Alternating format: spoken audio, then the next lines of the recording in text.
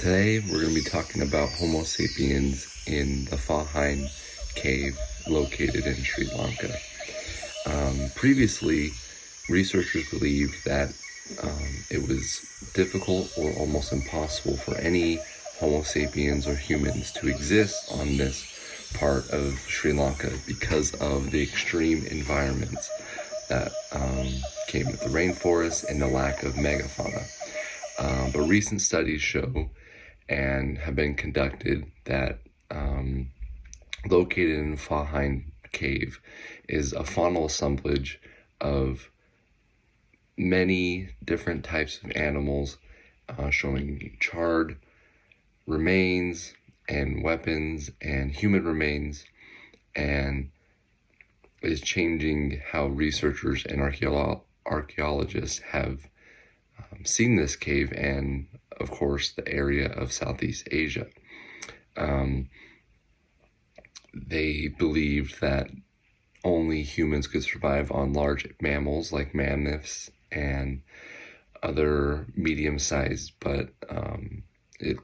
looking at this cave, it was showing more sophisticated way of surviving with different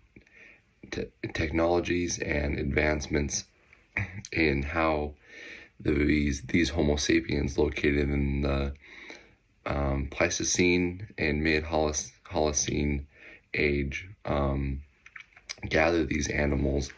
and how they capture them. And they did this by breaking the cave up into 4 layers, A through D, and each one of these layers held a significant piece of evidence onto why they believe that this group of Homo sapiens had was a little more advanced and more using better ways of capturing these animals and better strategies. Not only did they hunt civet cats and pythons and reptiles that were located in the area, they also hunted catfish and carp, showing a broad survival of different types of animals. Another research method that they went about with was an zoological findings where they analyzed over 14,000 different bone and tooth fragments from the site, and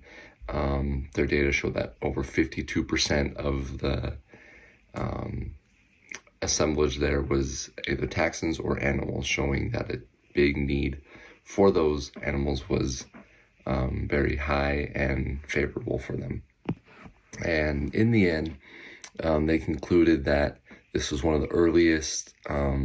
findings of tool assemblage and faunal assemblage located in the Southeast Asia, as well as some of the earliest outside of Africa. Researchers concluded that these Homo sapiens hunted giant squirrel taxa and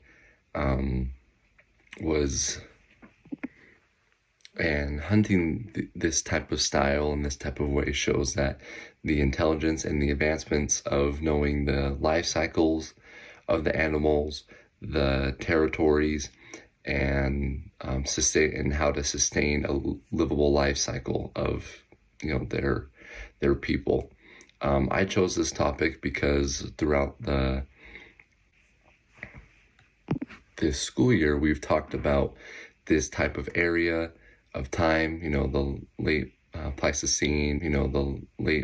Pleistocene, and throughout the Holocene eras, and we've talked about Homo sapiens, and